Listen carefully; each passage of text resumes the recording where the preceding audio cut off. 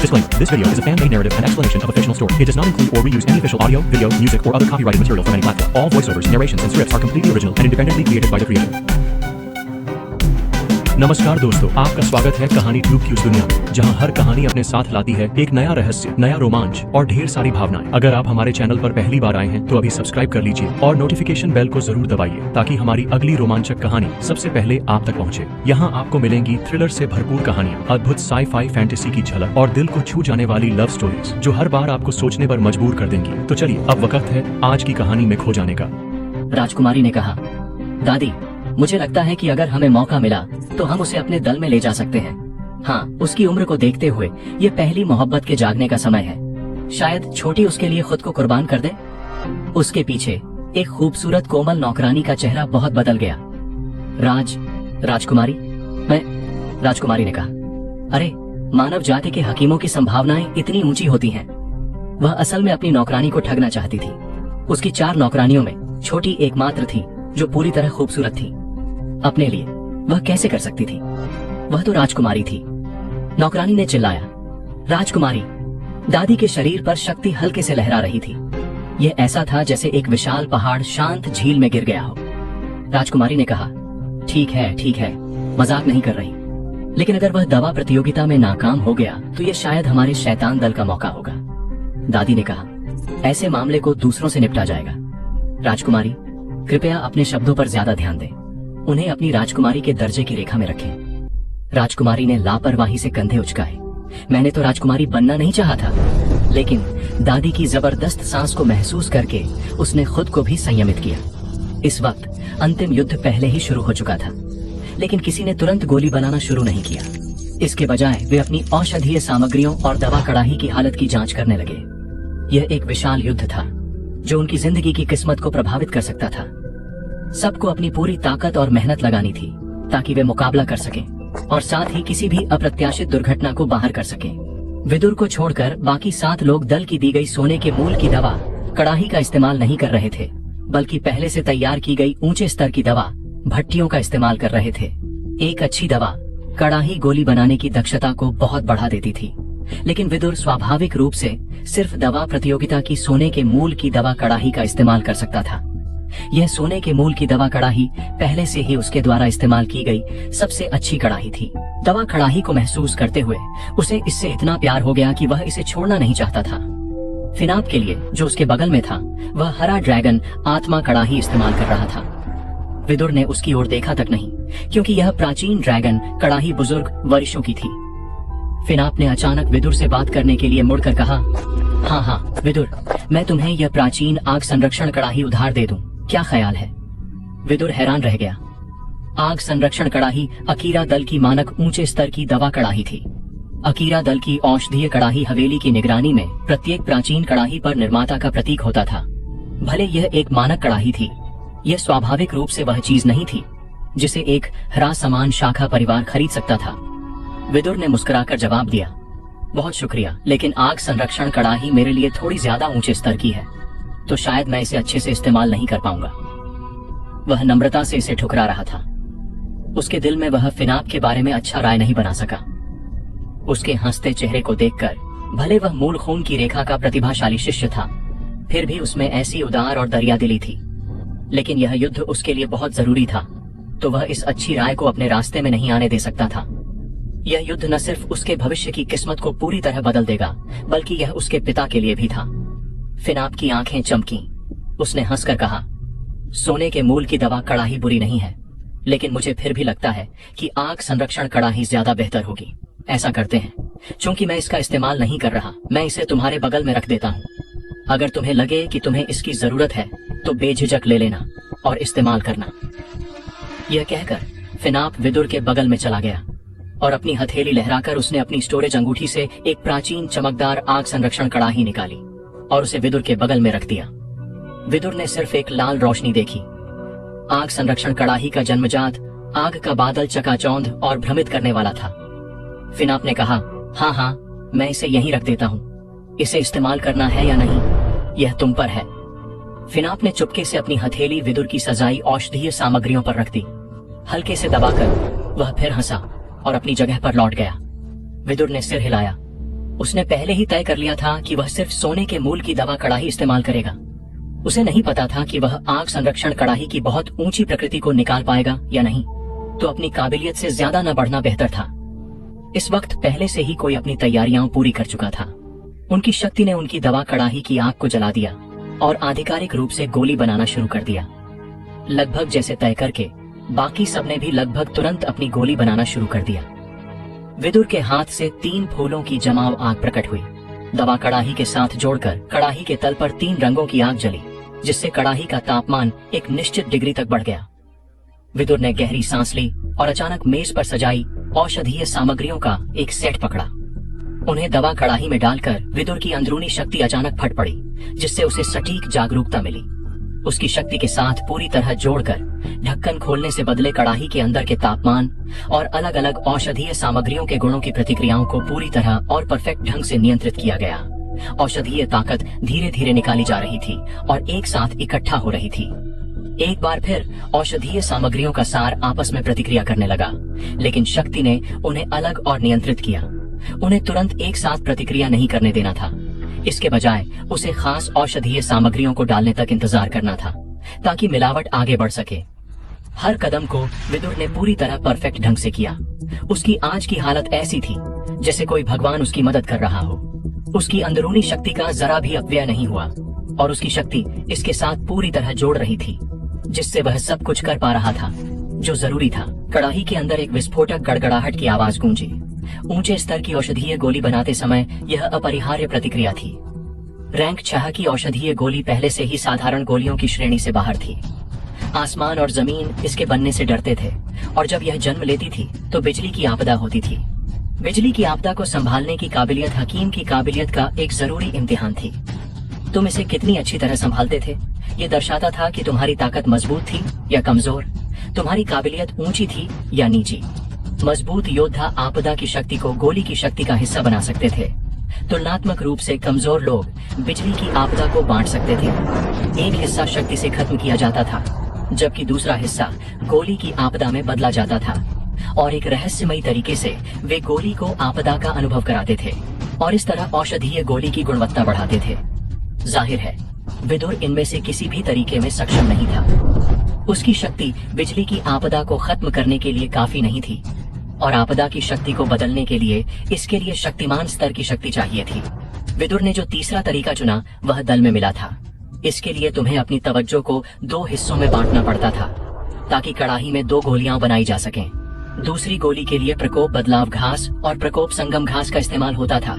ऐसा करने से गोली पर बिजली की आपदा का प्रभाव नहीं पड़ने की कुछ संभावना थी। बेशक इस तरह का गोली बनाना मतलब था कि गोली की गुणवत्ता में आध्यात्मिक प्रकृति की कमी होगी, तो यह ज्यादा से ज्यादा मध्यम स्तर की होगी। लेकिन विदुर जो सटीक तकनीक इस्तेमाल कर रहा था वह दल में मौजूद तकनीक से कुछ अलग थी। प्रकोप बदलाव घास और प्रकोप संगम घास के अलावा उसने बहुत सारी ज्वालाबाग घास का भी इस्तेमाल किया था। ज्वालाबाग घास की खास प्रकृति जब 3 फूलों की जमाव आग तकनीक की शक्ति के साथ जोड़ी जाती थी, तो प्रकोप बदलाव घास और प्रकोप संगम घास की औषधीय प्रकृति को जबरदस्ती नियंत्रित कर सकती थी, जिससे वे दवा कड़ाही में दूसरा गोली भ्रूण बना सकें। जब सप्तवटी गोली की बिजली की आपदा अपने चरम पर थी, वह इस भ्रूण को बिजली की आपदा में डाल देता। इससे इसकी कुछ शक्ति खर्च होती थी और फिर बची हुई बिजली की आपदा की शक्ति को सप्तवटी गोली में स्थानांतरित कर देता, जिससे गोली की गुणवत्ता बढ़ जाती थी। बिजली की आपदा अब भी शुरू हो रही थी और विदुर ने पहले ही प्रकोप बदलाव घास, प्रकोप संगम घास और ज्वालाबाग घास को कड़ाही में डाल दिया था। इस दूसरी गोली का निर्माण उसे अपनी तवज्जो को 2 हिस्सों में बांटने की जरूरत थी, और उसकी आग गुण वाली शक्ति का 1/3 हिस्सा लेता था।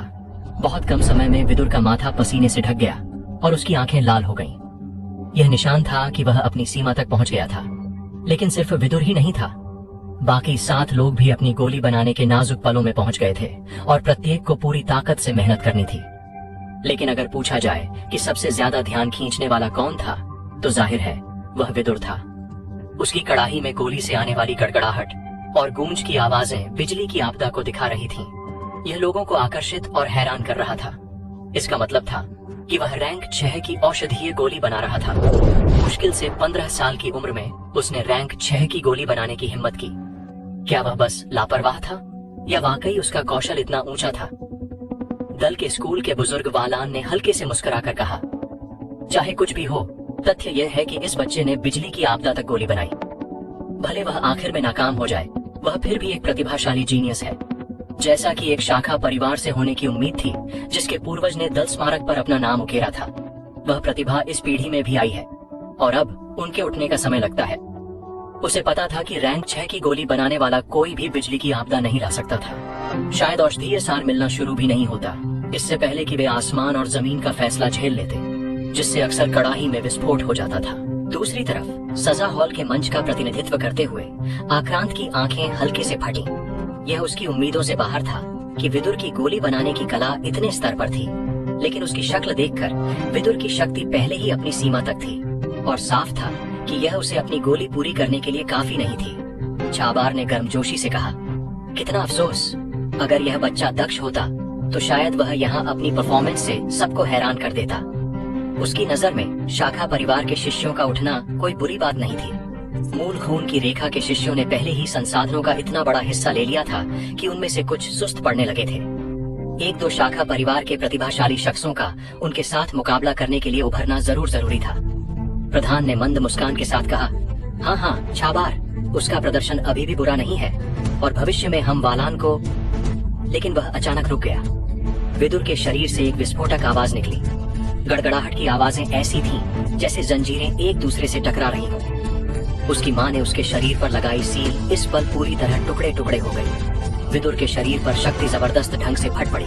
अचानक 3 सितारा दक्ष के स्तर तक पहुंच गई। विदुर ने नरम स्वर में चिल्लाया, खोल।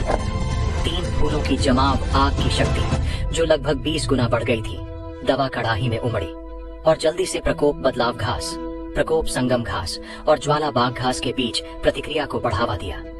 उसकी अंदरूनी शक्ति के नियंत्रण में एक हल्का बैंगनी रंग का गोली भ्रूण धीरे धीरे बनने लगा। जैसे ही यह गोली भ्रूण बना, बिजली की आपदा जो और मजबूत हो रही थी धीरे धीरे मंद पड़ने लगी। इस वक्त विदुर ने कुछ राहत की सांसें छोड़ी। अब उसे बस एक तय प्रक्रिया का पालन करना था। उसके शरीर पर उसकी मां की सील आखिरकार टूट गई थी, जिसने उसे एक अभूतपूर्व बेफिक्री का एहसास दिया। उसे पहले से कहीं ज्यादा आरामदायक बना रहा था। इस तरह की हालत में यह लगभग पक्का था कि अब कोई और दिक्कत नहीं होगी। इसके अलावा उसे सबसे ज्यादा राहत देने वाली बात यह थी कि 2 साल पहले जली संभावना फिर से ठीक हो गई थी। औषधीय स्नान के 2 सालों की कड़वाहट जाहिर तौर पर बेकार नहीं गई थी। यह एहसास शानदार था और विदुर के चेहरे पर हल्की मुस्कान थी, जब तक कि उसकी हथेली ने अचानक तारों की धूल घास को नहीं छुआ। उसकी मुस्कान अचानक ठिठक गई और सख्त हो गई। असंभव, यह तारों की धूल घास कैसे हो सकती थी? यह तो तारों का आकाश घास होनी चाहिए। तारों की धूल घास और तारों का आकाश घास एक ही तरह से पैदा होती थी, लेकिन उनकी औषधीय प्रकृति पूरी तरह उलट थी। तारों की धूल घास की प्रकृति ठंडी थी, जबकि तारों का आकाश घास गर्म प्रकृति की थी। 2 साल की तैयारियां और सैकड़ों बार की जांच के बावजूद विदुर को पूरी तरह यकीन था कि तारों की धूल घास उसकी औषधीय सामग्रियों में नहीं थी। असल में सप्तवटी गोली पूरी तरह गर्म प्रकृति की औषधीय गोली थी, तो इन 2 सालों में विदुर ने कभी कोई ठंडी प्रकृति की औषधीय सामग्री इकट्ठा नहीं की थी। ये तारों की धूल घास आखिर कहाँ से आई?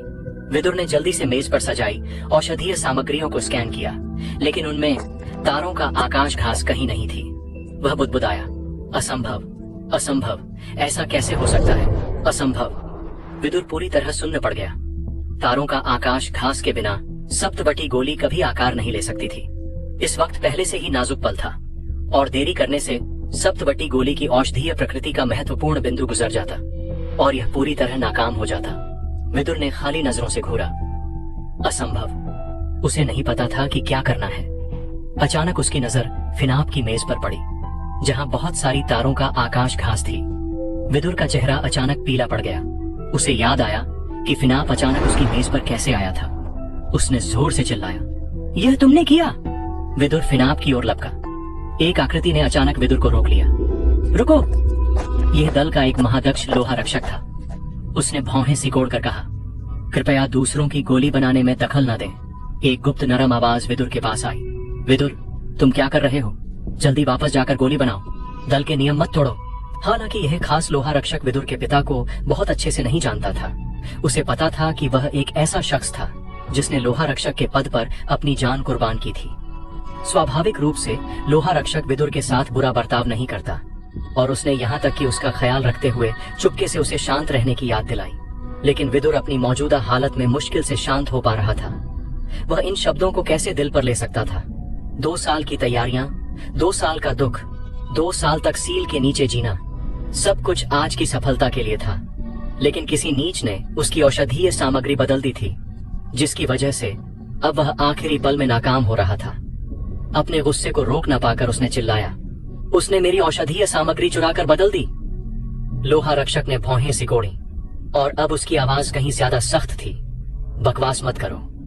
इस पूरी घटना की चुपके से मैंने निगरानी की थी और मैं गारंटी देता हूं कि ऐसा कुछ नहीं हुआ।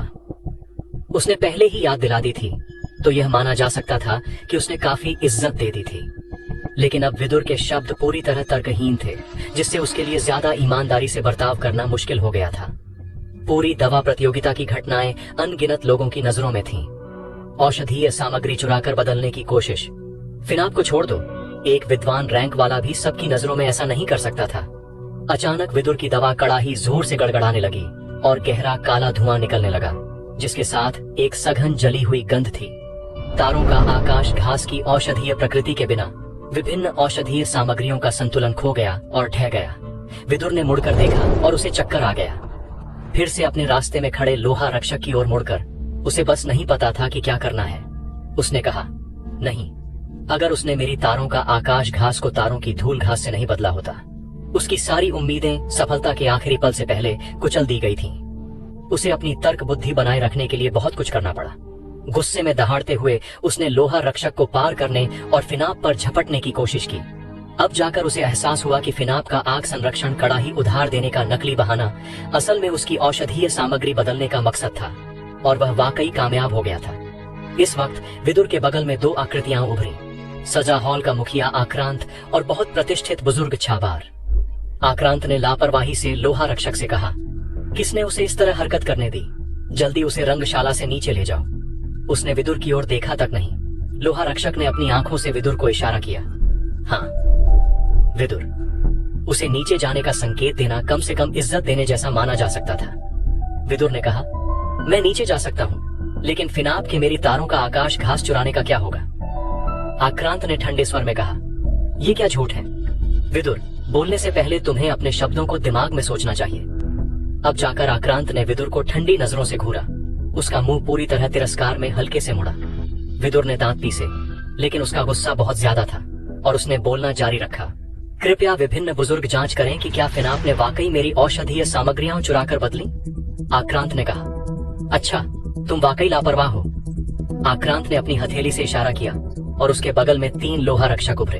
इन 3 लोहा रक्षकों की पोशाक साफ तौर पर पहले लोहा रक्षक से अलग थी। साधारण लबादों के ऊपर खास प्रतीक थे जो एक गुप्त तकनीक से बनाए गए थे। ये सजा हॉल के आंतरिक लोहा रक्षक थे और उनकी ताकत कम से कम शक्तिमान रैंक तक थी। आक्रांत ने पूछा, तुम तीनों कोई धोखा या छल हुआ? एक रक्षक ने जवाब दिया, मुखिया, कोई धोखा बिल्कुल नहीं हुआ। इस बच्चे के शब्द पूरी तरह बकवास हैं। 3 शक्तिमान लोहा रक्षकों के चेहरों का भाव सांपों जैसा था, बर्फीला और ठंडा। इस रंगशाला में चुपके से निगरानी करना और धोखे को रोकना उनकी जिम्मेदारी थी। अगर विदुर का फिनाप पर औषधीय सामग्री बदलने का इल्जाम सही निकला तो इन तीनों को इस साल काफी योग्यता अंक खोने पड़ते और उनकी तकनीकें और संसाधन उनके साथियों से पीछे रह जाते। इसलिए विदुर की इस मामले में जिद ने इन तीनों को उसके प्रति काफी नफरत पैदा कर दी थी, तो स्वाभाविक रूप से वे उसे श्रेय नहीं देते। विदुर का चेहरा राख से सफेद हो गया। असंभव। उसे पता था कि महत्वपूर्ण दवा प्रतियोगिता में चुपके से गश्त करने वाले लोग थे ताकि कोई धोखा न कर सके। लेकिन अगर फिनाप ने उसकी औषधीय सामग्री नहीं चुराई तो उसकी तारों का आकाश घास तारों की धूल घास कैसे बन गई? तीनों शक्तिमान लोहा रक्षकों की नजरें और ज्यादा बर्फीली हो गई। क्या तुम हमें अपमानित करना चाहते हो कि हम अपनी नौकरी नहीं कर सकते? विदुर ने कहा। मैं, आक्रांत ने ठंडे शब्दों में कहा, अपनी नाकामी के लिए बहाने ढूंढना गलत नहीं है, ये बस इंसानी फितरत है। लेकिन तुमने वाकई अपने दल को बदनाम किया। सजा हॉल के मुखिया के रूप में ये कुछ ऐसा है जिसे मैं बिल्कुल होने नहीं दूंगा। अपने ठंडे शब्दों के बाद आक्रांत ने दूर के बुजुर्गों के ऊंचे मंच की ओर मुट्ठी जोड़ी और फिर से विदुर को ठंडे ढंग से डांटा। सजा हॉल के मुखिया के तौर पर मेरे अधिकार के तहत मैं तुम्हें दल से निष्कासित करता हूँ। 30 साल तक तुम्हें दल की जमीन पर कदम रखने की इजाजत नहीं है। तुम कुछ योग्य कारनामों से अपने अपराधों का प्रायश्चित करना चुन सकते हो, या तुम अब से पतित होना चुन सकते हो। लेकिन अगले 30 साल तक तुम बिल्कुल खुद को अकीरा दल का हिस्सा नहीं मान सकते। अगर ऐसी बात पता चली तो इस दुनिया में तुम्हारे लिए कोई जगह नहीं होगी। कोई आए और इसे नीचे ले जाए। 2 और लोहा रक्षक अचानक मंच पर उभरे। विदुर को बीच में दबाकर उन्होंने उसे जबरदस्ती मंच से नीचे ले गए। यह साफ था कि वे भीड़ की सारी नजरों के सामने उसका अपमान कर रहे थे। मंच पर बुजुर्ग वालान का मुंह खुला रह गया और पहले बुजुर्ग छाबार की ओर मुड़कर फुसफुसाया। पहले बुजुर्ग, इस बच्चे की प्रतिभा काफी अच्छी है और भले वह थोड़ा हिंसक और अनुशासनहीन था, यह उसे अकीरा दल से निकालने के लिए काफी नहीं है। छाबार ने माथा सिकोड़ा, लेकिन आखिर में कुछ नहीं कहा। दल का अपना संतुलन था और जब से आक्रांत सजा हॉल का मुखिया बना था, उसे इज्जत देने के ज्यादा मौके नहीं मिले थे। अगर इस वक्त उसने मुंह खोला तो यह सच था कि वह विदुर की रक्षा कर सकता था, लेकिन इससे पहले बुजुर्ग के पक्ष और सजा हॉल के पक्ष के बीच टकराव हो जाता। इस तरह का टकराव अकीरा दल की समृद्धि पर काफी असर डालता। क्या यह सिर्फ एक थोड़ी प्रतिभा वाले शाखा परिवार के शिष्य के लिए लायक था? वालान ने फिर कहा, बुजुर्ग, इस बच्चे को सजा देनी चाहिए, लेकिन उसे 10 साल तक एकांत ध्यान और बैंगनी आग गोली बनाने की सजा क्यों नहीं दी जाती? सिर्फ थोड़ी हिंसा की वजह से किसी को दल से निकाल देना, इससे लोग महसूस करेंगे कि हम बहुत ठंडे हैं। छाबार ने वालान की ओर देखा। भले वालान दल के स्कूल के बुजुर्ग के रूप में सबसे निचले स्तर का बुजुर्ग था, लेकिन दल के अंदर बच्चों को कीमिया सिखाने में वह बिना शक सबसे अच्छा था। चूंकि उसने लगातार बोलने का फैसला किया था, यह इज्जत वह दे सकता था। छाबार ने हल्के से कहा, आक्रांत, क्या उसे दल से निकालना थोड़ा भारी सजा नहीं है? इसे एकांत और गोली बनाने की सजा में क्यों नहीं बदल देते? उसने अपनी हथेली बढ़ाई। आक्रांत ने जवाब दिया, बुजुर्ग, छाबार के मुंह खोलने का मतलब है कि उन्होंने इस मामले पर अच्छे से सोचा है, लेकिन मेरी सजा के बहुत भारी होने की बात पर मुझे डर है कि मैंने इसे बिना वजह नहीं दिया। यह सिर्फ इतना है कि विदुर अपने अपराधों के लिए कुख्यात है और उसे दल से न निकालना दल सदस्यों के सामान्य मूड को नुकसान पहुंचाएगा। छाबार ने पूछा, अपराधों के लिए कुख्यात? वह वालान की ओर मुड़ा। वालान खाली नजरों से देख रहा था। उसे भी नहीं पता था कि आक्रांत किन अपराधों की बात कर रहा था। उसके ज्ञान में पिछले 2 सालों में विदुर हमेशा मेहनती और कम प्रोफाइल रहा था। उसने कभी कोई हंगामा नहीं किया था। आक्रांत ने अपनी हथेली लहराई और कुछ नौजवान बगल से आए। तुम लोग, जो शब्द तुमने मुझे कल बताए, उन्हें बुजुर्गों को बताओ। एक नौजवान ने कहा, हाँ, बुजुर्गों को रिपोर्ट करते हुए कुछ समय पहले हमने व्यक्तिगत रूप से विदुर को बेहतरीन ज्वालाबाग घास चुराते देखा। छाबार ने अपनी यादों में डूबकर कहा, ज्वालाबाग घास?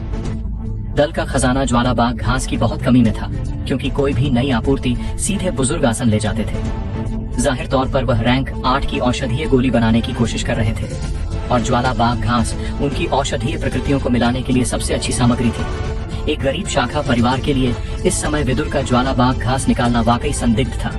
नौजवान ने कहा, हाँ, हमने व्यक्तिगत रूप से विदुर को बुजुर्ग से ज्वालाबाग घास चुराते देखा। शोमिल कूद कर खड़ा हुआ, तुम कमीनों, यह बेहतरीन ज्वालाबाग घास साफ तौर पर मेरे बड़े भाई ने उसे दी थी।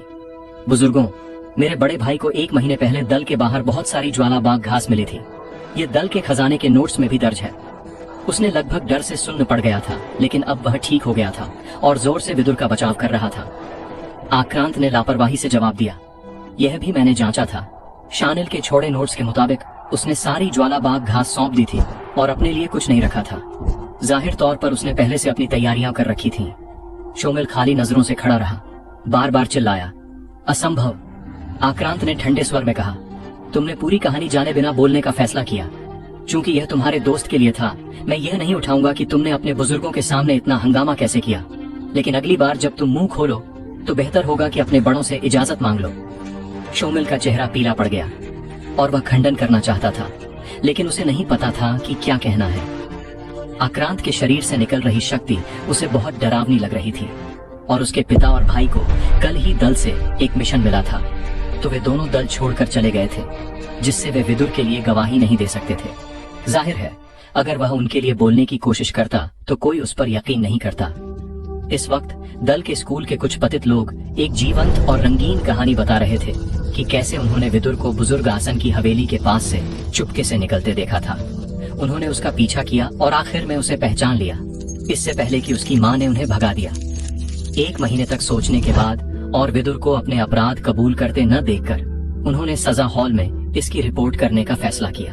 एक नौजवान ने कहा, पहले हमें लगा कि जब उसे पता चलेगा कि हमें उसके बारे में पता है तो वह खुद सजा हॉल में सरेंडर कर देगा, लेकिन उसने हैरानी से शांत और मासूम बने रहने का नाटक किया, जैसे वह आसमान से बड़ा हो।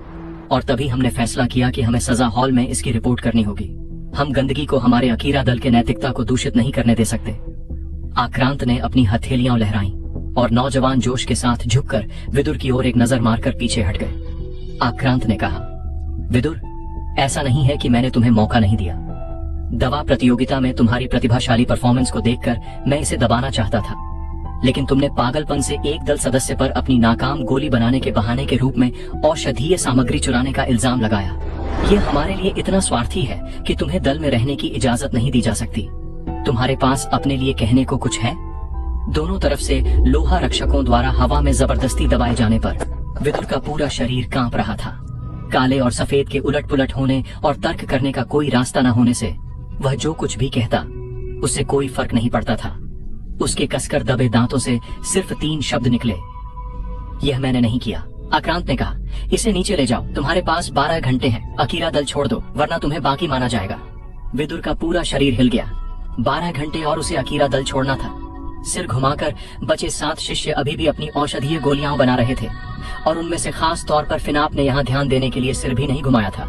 इस वक्त 2 लोहा रक्षकों ने एक साथ विदुर को जबरदस्ती नीचे उतारा और इस तरह पूरे पर्वत रास्ते तक चले जब तक कि वे विदुर के घर नहीं पहुंचे और फिर उसे जमीन पर फेंक दिया।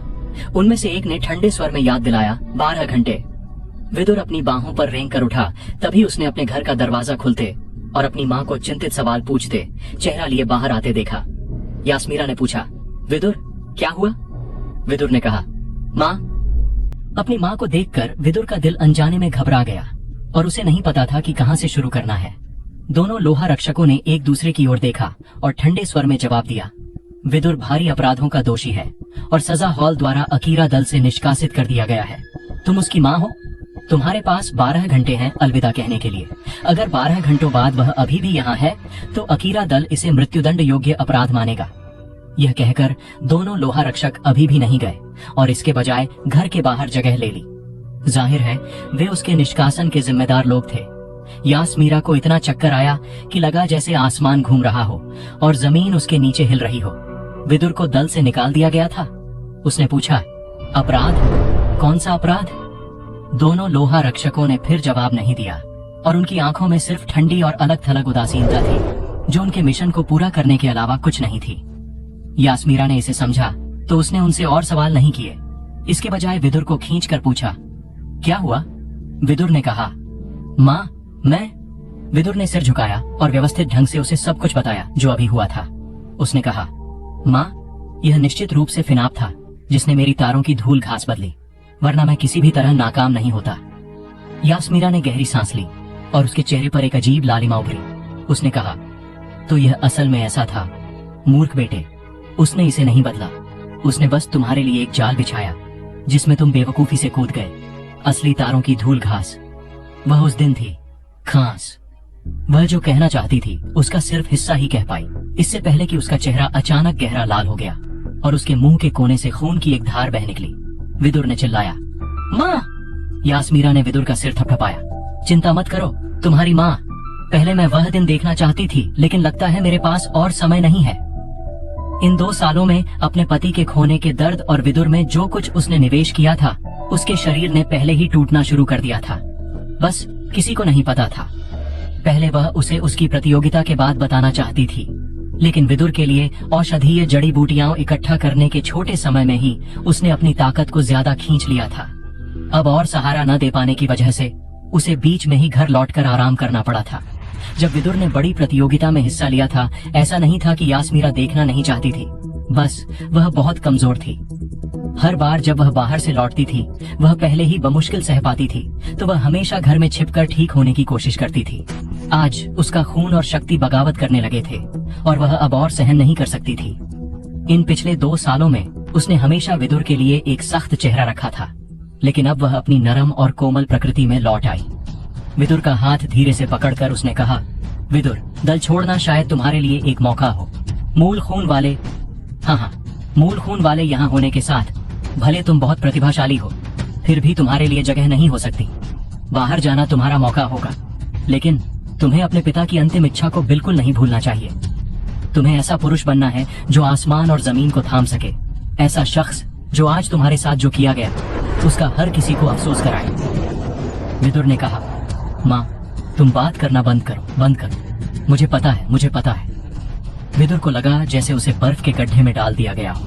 उसका पूरा शरीर कांप रहा था। उसकी माँ के हर शब्द के साथ उसके मुंह से और खून बहता रहा। यास्मीरा ने कहा, माँ अब तुम्हारा ख्याल नहीं रख सकती। ये तुम्हारे पिता के अनुभव और गोली बनाने के नोट्स हैं, इसमें खांस। लेकिन बीच में यास्मीरा इसे रोक नहीं पाई और उसे खांसी का दौरा पड़ गया। विदुर ने चिल्लाया, माँ।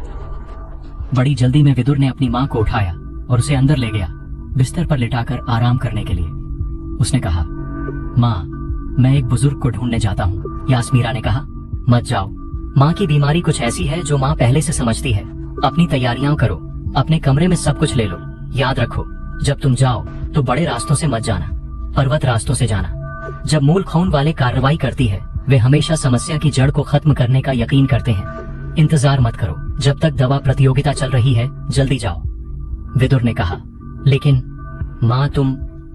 यास्मीरा ने कहा, क्या तुम मुझे इतना गुस्सा दिलाना चाहते हो कि मैं मर जाऊं, या तुम अपनी माँ को मरते देखना चाहते हो? विदुर कांप गया और उसके चेहरे से आंसू बहने लगे।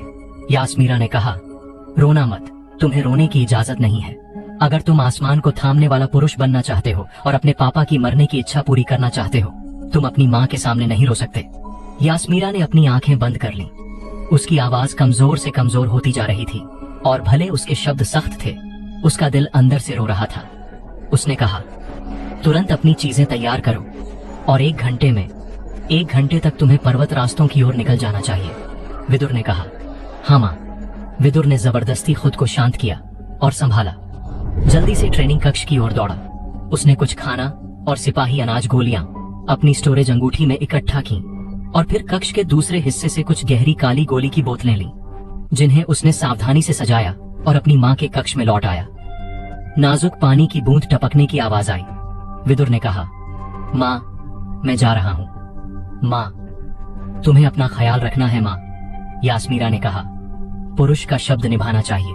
अगर तुमने कहा कि तुम जा रहे हो तो अब जाओ। माँ को कोई दिक्कत नहीं होगी माँ, जल्दी जाओ। वह अपना सिर घुमा चुकी थी। इस तरह के पल में वह अब विदुर को देखने की हिम्मत नहीं कर रही थी। डर थी कि वह अब और खुद को नियंत्रित नहीं कर पाएगी। विदुर बेवकूफ नहीं था। उसकी माँ ने पहले ही अभी हुई गलतफहमियों और रहस्य को साफ कर दिया था। उसे पहले से ही बहुत साफ था कि दल से निष्कासन सिर्फ पहला कदम था। उसके खिलाफ साजिश करने वाले लोग निश्चित रूप से जड़ से घास उखाड़ देंगे। उसे 12 घंटे में जाने का समय देने की बजाय तुरंत बाहर निकालने की बजाय निश्चित रूप से कोई छिपा कारण था। तो 12 घंटों में जाने की बात तो दूर, अभी जाने में भी बहुत खतरा था। अपनी माँ की ओर बिस्तर पर मुड़कर उसने पूरी ताकत से 10 बार माथा टेका, यहाँ तक कि उसका माथा खून बहने लगा। इस ताकत को उधार लेकर वह अपने घर से सीधे दल के बाहर के रास्ते की ओर दौड़ा। अगर उसे अकीरा दल छोड़ना था तो उसे एक परिवहन ढांचे से गुजरना पड़ता था। दवा प्रतियोगिता चल रही थी तो काफी लोहा रक्षक निगरानी कर रहे थे। एक रक्षक ने पूछा, विदुर तुम यहाँ क्यों आए? तुम्हें क्या हुआ? किस्मत से लोहा रक्षकों में हैरानी से कोई ऐसा था जो उसके पिता का भाई था। विदुर को देखकर उसने गर्मजोशी से सवाल किया।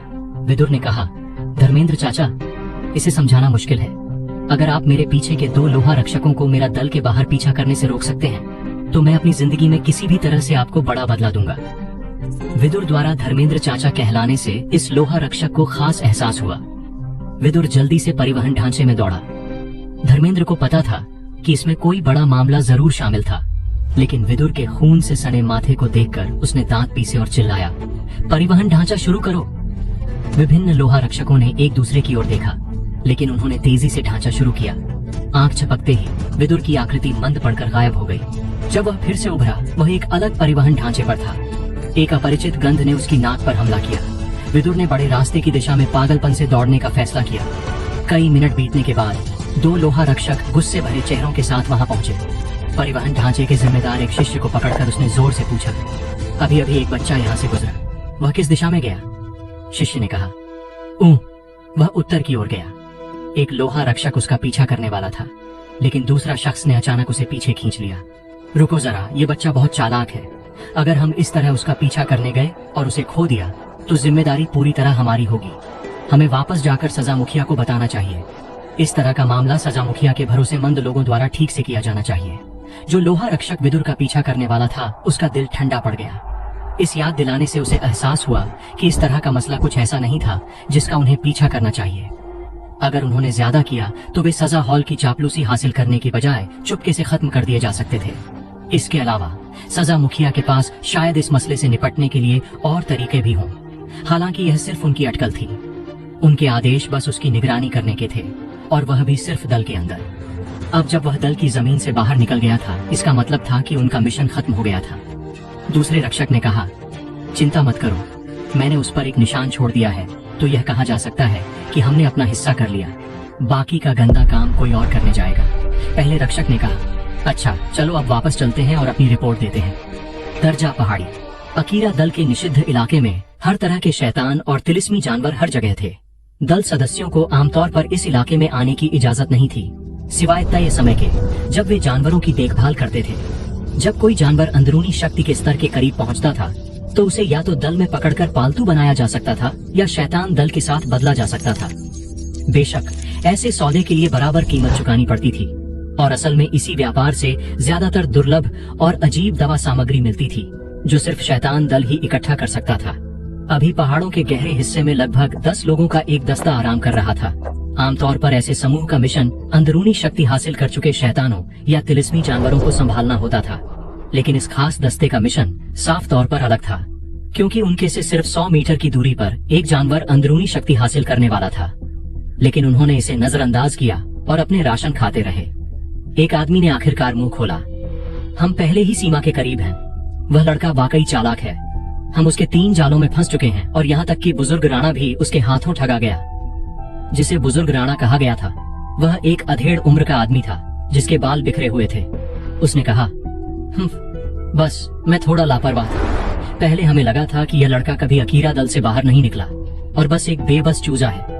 मुझे नहीं लगा था कि उसे गहरे पहाड़ों की इतनी गहरी समझ होगी। उसके पैर के पास एक आधे आदमी जितना बड़ा शातिर कुत्ता था। दस्ते का अगुआ बोला, बस करो, अगर हम इस बार मिशन पूरा नहीं कर पाए तो बेहतर है कि हम वापस ही न लौटें। 10 लोग चुप हो गए। पहले यह एक साधारण पीछा और मारने का मिशन था। आदेश सजा प्रमुख आक्रांत के भरोसेमंद सहायक ने दिया था, और भले ही यह साफ नहीं कहा गया था कि यह आक्रांत का आदेश था, सब जानते थे कि यह मिशन उसने सौंपा था। अगर यह पूरा नहीं हुआ, किसी ने भी यह सोचने की हिम्मत नहीं की कि नाकाम होने पर उनके साथ क्या होगा। अगुआ ने कहा, हमने काफी आराम कर लिया, इस बार हम उस लड़के को पकड़कर काबू में कर लेंगे। एक ने गुस्से में कहा, मैं उसकी सारी खाल उधेड़ दूंगा और उसकी सारी मांसपेशियां निकाल दूंगा। अगुआ ने कहा, चलो। समूह तेजी से निकल पड़ा, छोटे छोटे संकेतों का पीछा करते हुए जो मकड़ी के धागे जितने बारीक थे। समय धीरे धीरे बीत गया। जहाँ छोटा दस्ता आराम कर रहा था वहाँ पेड़ों के नीचे उनके छोड़े हुए खाने के कण थे। चींटियों और कीड़ों के समूह आए और टुकड़े टुकड़े करके उन्हें अपने घोंसलों में ले गए। गहरे पहाड़ों में रात बहुत जल्दी आती थी। जैसे ही सूरज पर्वत रेखा के पार गया, जंगल तुरंत इतना अंधेरा हो गया कि अपनी उंगलियां भी न दिखें। घने और ऊंचे पेड़ों का जंगल आखिरी सूरज की किरणों को लालच से सोखते हुए भयंकर रूप से खूबसूरत लग रहा था। इस पल ज्यादा दूर नहीं, एक ऊंचा पेड़ का तना अचानक फट गया और एक नौजवान नीचे कूदा। जमीन पर उतरते ही वह हांफने लगा। उसकी कांपती हथेलियों ने पानी की बोतल पकड़ी और लालच से एक घूंट पिया, फिर अपने शरीर की ओर पीने की इच्छा को जबरदस्ती दबाया। भले उसका शरीर निर्जलित था, पानी से ज्यादा उसे दवा गोलियों की जरूरत थी। उसने जल्दी से अपनी स्टोरेज अंगूठी से एक सलेटी चीनी मिट्टी की बोतल निकाली। उसे खोलकर झुकाया तो 2 हरी सलेटी गोलियां उसकी हथेली में लुढ़कीं। बिना किसी हिचक के उसने उन्हें तुरंत निगल लिया। दवा का सार उसके पेट में घुलने लगा, जिससे उसके पेट से गुर्राने की आवाज आई। इसके बाद ही उसने अपनी पानी की बोतल से फिर से पीने की हिम्मत की। एक के बाद एक बड़ा घूंट लेकर तब तक पिया जब तक वह पूरी तरह संतुष्ट नहीं हो गया। यह नौजवान और कोई नहीं बल्कि भागता हुआ विदुर था। कई खतरनाक पल आए थे, लेकिन उसने उनसे बचने के लिए पहाड़ की समझ पर भरोसा नहीं किया। वह सिर्फ 15 साल का था और गोलियां बनाने के अलावा उसके पास कोई और मजबूत पक्ष नहीं था। उसके पीछा करने वालों से बार बार बचने की वजह उसके पिता की छोड़ी हुई 5 संजीविका गोलियां थीं। संजीविका गोली उसके सारे शारीरिक अंगों के काम को बंद कर देती थी। गोली इस्तेमाल करने के बाद एक ऊंचे पेड़ में छिपकर और बिना स्वाद बिना गंध का रस लगाकर जो उसकी गंध छिपाता था, वह जंगल में बस एक बेजान चीज बन जाता था। यह तरीका उसके पिता ने उसे सिखाया था। उसने एक बार उसे एक कहानी सुनाई थी कि कैसे एक विद्वान रैंक के तिलिस्मी जानवर भी इस तरह ठगा गया था। धीरे धीरे विदुर शांत हुआ। यह अकीरा दल छोड़ने के बाद से 21वां सूर्यास्त था। वह हर दिन सिर्फ रात में चलने की हिम्मत करता था। उसे पता था कि उसके पीछा करने वाले सिर्फ दिन में चलते थे तो रात उसका कवर बन सकती थी। भले रात में अपने खतरे छिपे थे, लेकिन उसके पीछा करने वालों की तुलना में ये खतरे अब उसे डरा नहीं सकते थे। इन कुछ दिनों में विदुर ने अपनी हरकतों के निशान छिपाना सीख लिया था और यह भी समझ लिया था कि वह अपने दुश्मनों को कैसे गुमराह कर सकता है। मौत के खतरे में लोग सबसे तेजी से सीखते हैं, तब भी जब वे सिर्फ अपने दम पर हों, बिना किसी गुरु के। उसने अपनी स्टोरेज अंगूठी से कुछ राशन निकाला और सावधानी से मुंह में छिड़का। अगर वह इसे सीधे मुंह में डालता तो शायद कुछ छोटे निशान छोड़ देता। एक घूंट पानी लेकर उसने सब समेटा और फुर्ती से फिर चलने लगा। उसके कदम उसे पहाड़ी जंगल में और गहराई में ले गए। उसके हर कदम असाधारण रूप से हल्के और लगभग तैरते हुए थे। इन दिनों उसने अपनी शक्ति का इस्तेमाल करके अपने शरीर को हल्का करना सीख लिया था और जितना हो सके उसने घास पर कोई निशान नहीं छोड़ा। उसके रास्ते पर छोटे हल्के निशान पहाड़ी चूहे के निशानों जैसे दिखते थे। जंगल में इस तरह के निशान हर जगह थे, लेकिन इस तरह की यात्रा में विदुर की रफ्तार को तेज नहीं कहा जा सकता था। उसके आसपास सब कुछ गहरा काला था, लेकिन सिर उठाकर वह पेड़ों की चोटियों के ऊपर हल्की चमक देख सकता था।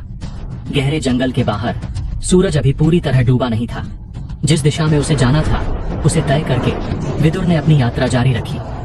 उसके पास अभी भी 2 संजीविका गोलियां बची थीं, लेकिन खुद को ठीक करने के लिए उसे पुनर्जन्म गोली चाहिए थी और वह सारी खत्म हो चुकी थीं। इसलिए उसे अब और ज्यादा सावधान रहना था। विदुर को समझ नहीं आ रहा था कि उसके दुश्मन उसे पूरी तरह क्यों मिटाना चाहते थे, लेकिन उसे यह बहुत साफ था कि अगर वह पकड़ा गया तो उसका अंत सिर्फ मौत से भी ज्यादा दुखद होगा। भले विदुर को मौत से डर नहीं था, फिर भी उसे जिंदा रहना था। उसे अभी भी अपने पिता का नाम दल के पत्थर पर उकेरना था। उस वक्त उसकी माँ जरूर मुस्कुराएगी। उसकी माँ की मुस्कान हमेशा उसके दिल में खुशी लाती थी। इस सोच तक पहुंचते ही विदुर के कदम और तेज और फुर्तीले हो गए और उसकी अंदरूनी शक्ति हर उस निशान को पीछे देखती थी जो वह छोड़ रहा था, ताकि यह सुनिश्चित हो कि वे सिर्फ पहाड़ी चूहे के निशान जैसे दिखें, न कि किसी इंसान के। इस तरह सावधानी से, बहुत सावधानी से उसने अपने पीछा करने वालों के लिए कोई निशान नहीं छोड़ा। 15 साल का विदुर पहले ही बहुत कुछ सीख चुका था जो उसकी उम्र के किसी को नहीं सीखना चाहिए। 9 दिन बाद एक आदमी ने चिल्लाया, लड़के रुक जा और भाग मत। हमारे कोई बुरे इरादे नहीं हैं। हम तुम्हें दल में वापस ले जाने आए हैं। शानिल पहले ही लौट चुका है। हमें पता है तुमने दवा सामग्री नहीं चुराई। गहरे पहाड़ी जंगलों में एक जोरदार चीख गूंजी। अनगिनत घबराए पक्षी उड़ गए और उनके पंखों की फड़फड़ाहट ने पहाड़ी जंगल की शांति को तोड़ दिया। विदुर ने अपने दांत कसकर पीसे और पूरी ताकत से आगे बढ़ने की कोशिश की। पीछे 3 बहुत तेज 9 सितारा महादक्ष रैंक लोहा रक्षक उसका पीछा कर रहे थे। विदुर उनके भद्दे झूठ पर कैसे यकीन कर सकता था। ये लोग उसे 1 महीने से पीछा कर रहे थे। पहले दिन से जब वह गहरे पहाड़ों में घुसा था, उन्होंने उसका पीछा शुरू कर दिया था। 2 संजीविका गोलियां खाने के बाद ही उसने सीख लिया था कि उनसे कैसे बचना है। पहले सब ठीक था, लेकिन 5 दिन पहले 10 लोगों का दस्ता अचानक 3 समूहों में बंट गया, प्रत्येक अलग अलग दिशा में उसका निशान ढूंढने के लिए। इस दिन इस 3 लोगों के समूह ने आखिरकार उसके कुछ निशान पकड़ लिए थे। अपनी 3 सितारा दक्ष रैंक ताकत के साथ विदुर जितनी तेजी से हो सकता था पागलपन से आगे बढ़ा और थोड़े समय के लिए वह वाकई अपने विरोधियों से धीमा नहीं था।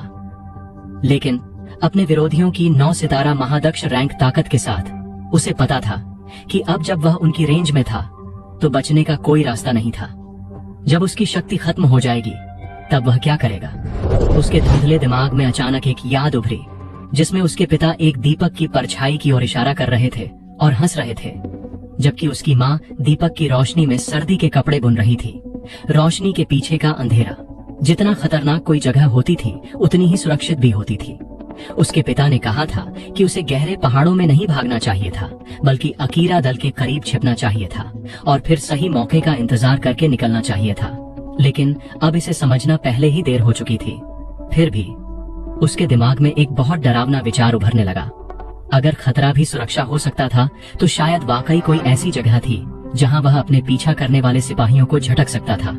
अचानक विदुर की हालत बहुत खराब हो गई और उसके दिल और फेफड़ों से खूनी गंध आने लगी। जो बता रही थी कि उसने अपनी शक्ति की सीमा को पार कर लिया था। उसका एक पैर लड़खड़ाया और वह जमीन पर गिरते गिरते बचा। भले यह सिर्फ एक पल की रुकावट थी, उसके पीछे 3 हवा की हथेलियां खूनी मंशा के साथ गूंजी और विदुर सिर्फ बगल में लुढ़क कर इसे बचा सका। उसकी बदसूरत लुढ़कने से वह 3 हवा की हथेलियों से बच गया। उसने खुद को फिर से संभाला और अपनी जान बचाने के लिए पागलपन से दौड़ने लगा। उसने अपनी सारी शक्ति अपने पैरों में डाल दी और तेज और तेज। अच्छा हुआ कि तीनों ने एक साथ हवा की हथेलियां छोड़ी थीं, जिससे वे एक पल के लिए रुके और विदुर उनके बीच की दूरी को थोड़ा बढ़ा सका। एक रक्षक ने कहा, जितना चाहे भाग ले, तभी हमें तुम्हें पीछा करके मारने का मजा आएगा। तीनों महादक्ष रैंक वालों की शक्ल और बदसूरत हो गई। तीनों ने एक साथ एक नई पीढ़ी के दक्ष रैंक वाले को फंसाने के लिए कार्रवाई की थी, लेकिन नाकाम रहे। अगर यह खबर फैल गई तो शायद उनकी अब कोई इज्जत नहीं बचेगी। बेशक अगर उन्होंने विदुर को पकड़ लिया तो विदुर का इंतजार एक ऐसी जिंदगी थी जिसमें यातना मौत से भी बदतर होती। मुश्किल से 1 मिनट में विदुर पूरी तरह थक गया। उसके शरीर की सीमा कब की पार हो चुकी थी और अब उसके शरीर में शक्ति का जरा भी निशान नहीं था। वह एक जोरदार आवाज के साथ गिर पड़ा। लगभग तुरंत ही 3 आकृतियां बिजली की तरह निकली। अलग अलग होकर उन्होंने उसे हर दिशा से घेर लिया। एक ने हंसकर कहा, हाँ हाँ हाँ हाँ हाँ, अब क्यों नहीं भाग रहा? दूसरे ने कहा, भाग और भाग। तीसरे ने कहा, हाँ हाँ हाँ, थोड़ी देर में हम तुम्हारे दोनों पैर काट देंगे, फिर देखते हैं तुम कैसे भागता है। 3 महादक्ष रैंक वाले भी हल्के से हाँफ रहे थे। ये 3 लोग सजा हॉल के आंतरिक रक्षक थे और लगभग राजकुमारों की तरह बिगड़े हुए जिंदगी जीते थे। भले उन्हें कुछ मिशन पूरे करने पड़ते थे, कोई भी इस मिशन जितना थकाऊ नहीं था। 6 घंटे से ज्यादा समय तक उन्होंने उसका पीछा किया। पूरी रफ्तार से दौड़ना ही उनके लिए थकाने वाला था। फिर जंगल में बाधाओं के बीच किसी का पीछा करना तो और भी मुश्किल था।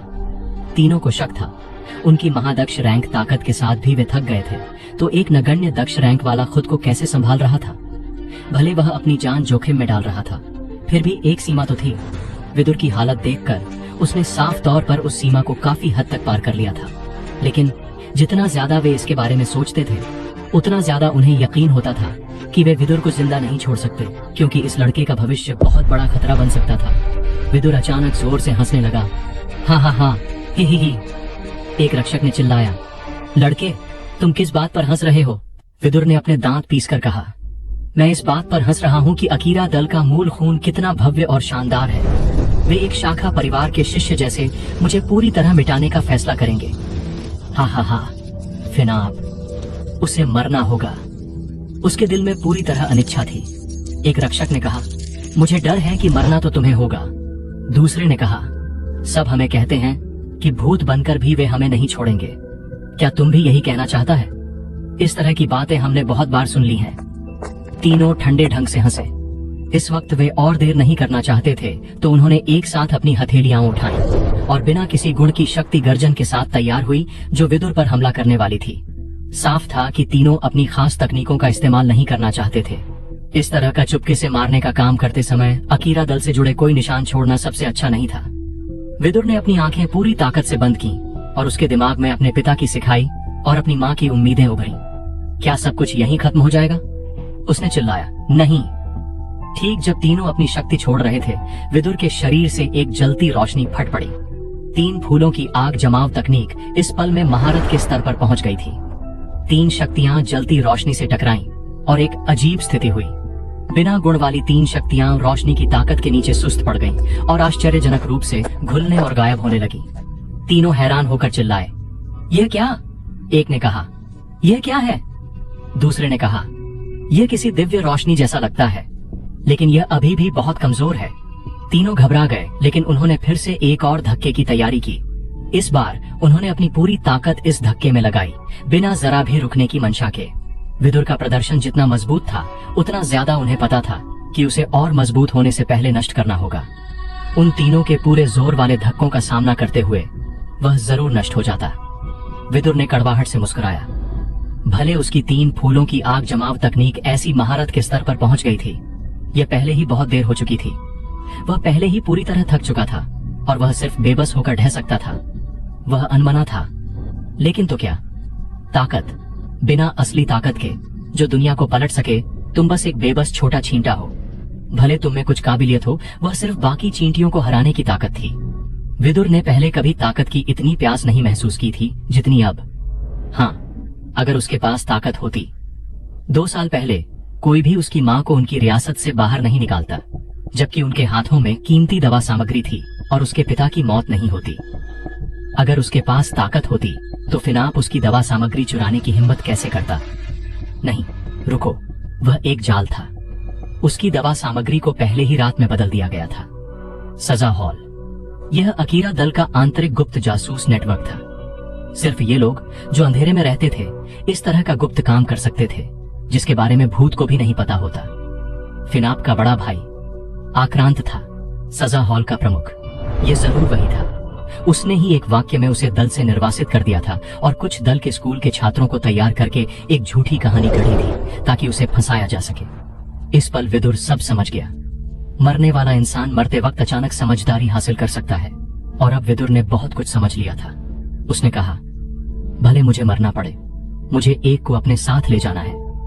विदुर अचानक 3 महादक्ष रैंक वालों में से एक की ओर बढ़ा और उसके पूरे शरीर की बची शक्ति एक जलते शंकु में बदली और विस्फोटक रूप से आगे बढ़ी।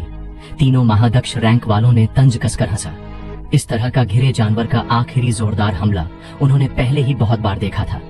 तीनों ने अपने पैर ठोके और उनकी 3 शक्तियां फट पड़ी।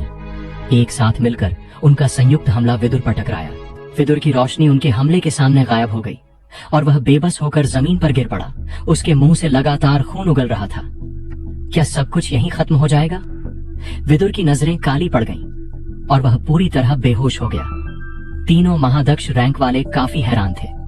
तीनों ने मिलकर अपनी पूरी ताकत से उस हमले में हिस्सा लिया था, फिर भी वे उसे मार नहीं पाए। उन्होंने सिर्फ उसे गंभीर रूप से जख्मी किया था।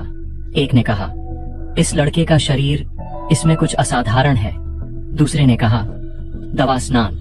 मुझे अब याद आया, इसकी शाखा परिवार के पूर्वजों में एक शख्स था जिसका नाम दल के पत्थर पर है। लगता है यह दवा स्नान से उसका शरीर मजबूत करने की वजह से था। तीसरे ने कहा, जैसा उसने किया वह तो मौत मांग रहा था। इस लड़के की बैंगनी आग गोली और उसके दवा स्नान के साथ उसका सफलता तक पहुंचना सिर्फ समय की बात थी। लेकिन उसने असल में राजकुमार के लिए मुश्किलें खड़ी करने का फैसला किया। राजकुमार से चीजें छीनना तो उसका खुद का विनाश का रास्ता चुनना है। पहले ने चिल्लाया, चुप कर। तुम्हें लगता है ये शब्द यहाँ बोले जा सकते हैं? सजा हॉल न सिर्फ दल के सख्त सुरक्षा और रीति रिवाजों को संभालता था, बल्कि चुपके से दल सदस्यों की नजरों के पीछे यह पूरी तरह आक्रांत के नियंत्रण में था। दूसरे बुजुर्ग के गुप्त समर्थन के साथ सजा हॉल लगभग दूसरे बुजुर्ग की रियासत का एक हिस्सा बन चुका था। ज्यादातर लोग खुद को सिर्फ सजा हॉल के लोग नहीं मानते थे, बल्कि दूसरे बुजुर्ग के अधीन के सदस्य मानते थे। लेकिन ये सब बातें गुप्त रूप से होनी थीं। इन्हें सार्वजनिक नहीं किया जा सकता था। सार्वजनिक रूप से उन्हें अभी भी रीति रिवाजों और नियमों के अंदर काम करना पड़ता था, लेकिन गुप्त रूप से होने वाली बातें अलग थीं। एक ने कहा, बस जुबान फिसल गई, बस जुबान फिसल गई। हाँ, यह अच्छा है कि वह मरा नहीं। इतने लंबे समय तक हमें इधर उधर दौड़ाने के लिए हमें उसे थोड़ा बदला लेना होगा, वरना मेरा गुस्सा नहीं निकलेगा। बाकी 2 ने भी सिर हिलाया और उन्होंने फैसला किया कि विदुर को तुरंत नहीं मारेंगे। आखिर इस छोटे लड़के ने उन्हें पूरे 1 महीने तक इन गहरे पहाड़ों में नाक में दम कर दिया था। इसके अलावा मिशन को पूरा करने में इतना समय लगने की वजह से सजा प्रमुख को शायद उनकी काबिलियत पर शक हो सकता था और उनके लाभ कम हो सकते थे। अगर उन्होंने विदुर का इस्तेमाल अपने गुस्से को निकालने के लिए नहीं किया तो उनके लिए यह कहाँ का इंसाफ होता। तीनों ने मिलकर काम किया और थोड़े ही समय में गंभीर रूप से जख्मी और बेहोश विदुर को एक पेड़ से लटका दिया गया। एक ने थोड़ा हिचकते हुए एक गोली निकाली और विदुर को खिला दी।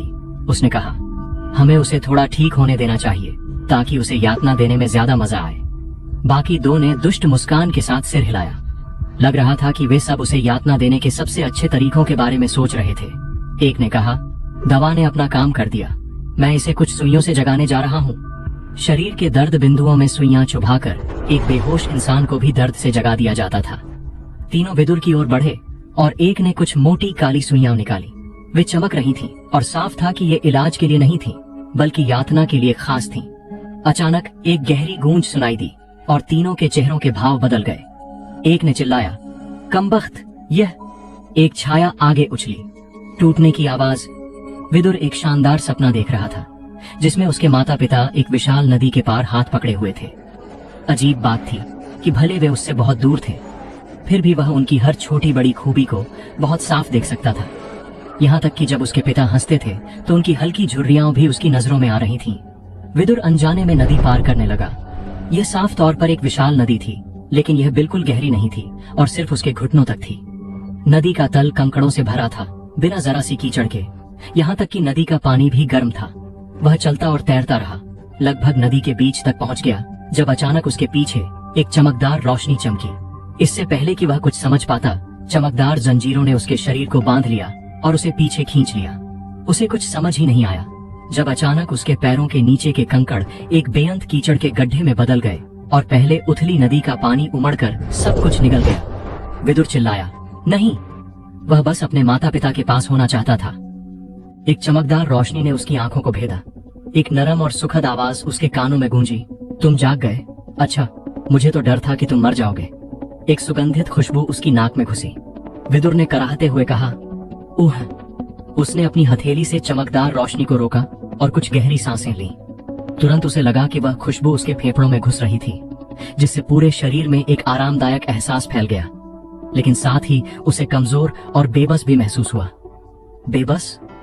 अचानक विदुर हड़बड़ा गया और जो कुछ अभी हुआ था उसकी याद उसके दिमाग में लौट आई। उसे मारने की कोशिश करने वाले लोग उसका पीछा कर रहे थे जब उसे नीचे गिरा दिया गया था।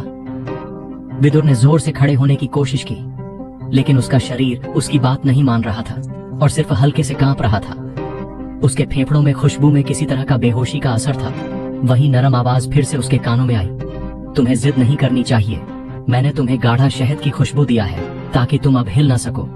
हालांकि यह वाकई तुम्हारे भले के लिए है। तुम्हें अब डरने की जरूरत नहीं। जो लोग तुम्हें नुकसान पहुंचाने की कोशिश कर रहे थे उन्हें मैंने खा लिया। हाँ, सब निपट गए। विदुर ने हैरानी से कहा, रुको, तुमने कहा तुमने उन्हें खा लिया? तुम? वह तेजी से उस अहम शब्द पर भिड़ गया। इंसान अपने दुश्मनों से निपटने के लिए खा लिया शब्द का इस्तेमाल नहीं करते और इसके जुबान फिसलने की संभावना बहुत कम थी। उस आवाज ने थोड़ा नाराजगी भरे स्वर में कहा, ठीक है, मैं एक नौतारा लोमड़ी हूँ। तुम्हें मुझसे कोई गलत राय तो नहीं होगी ना? आखिर मैंने तुम्हारी जान बचाई है। विदुर ने अपनी आंखें सिकोड़ी, यह देखने की कोशिश करते हुए कि यह नौतारा लोमड़ी दिखती कैसी है, लेकिन उसे पता चला कि वह अपनी गर्दन भी नहीं हिला सकता। कुछ देर तक दोनों चुपचाप खामोश रहे। लड़की ने कहा, अरे, तुम में कोई तमीज भी है? मैंने तुम्हें बचाया और अभी तक एक शुक्रिया का शब्द नहीं सुना। विदुर ने जवाब दिया, जो लोग दूसरों को अरे कहते हैं उनमें तमीज होती है, फिर भी शुक्रिया। उसने कुछ बार आंखें झपकाईं और शुक्रिया के कुछ शब्द बोले। लड़की ने कहा, ठीक है, मैं तुम्हें माफ कर देती हूँ। ओह, और तुम्हारे माथे पर एक आग की सील है, तो क्या इसका मतलब है कि तुम अकीरा दल के शिष्य हो? लेकिन अकीरा दल के कातिलों से पीछा किए जाने का मतलब है कि तुम शायद दल के गद्दार हो। विदुर ने गुस्से में जवाब दिया, तुम गद्दार हो?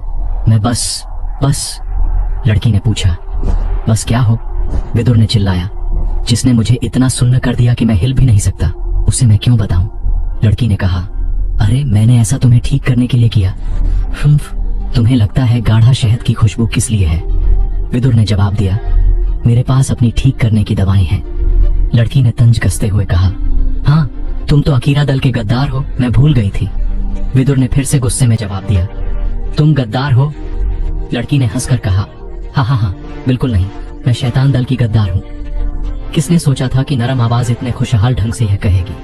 विदुर ने कर्कश आवाज में कहा, तुम इस तरह के शख्स के सामने जो हंसते हुए गाली देता हो, और क्या शब्द कहे जा सकते थे? लड़की ने कहा, गद्दार, तुम कितने बोरिंग हो। हाय, तुमने मुझसे यह भी नहीं पूछा कि मैंने शैतान दल से बगावत कैसे की।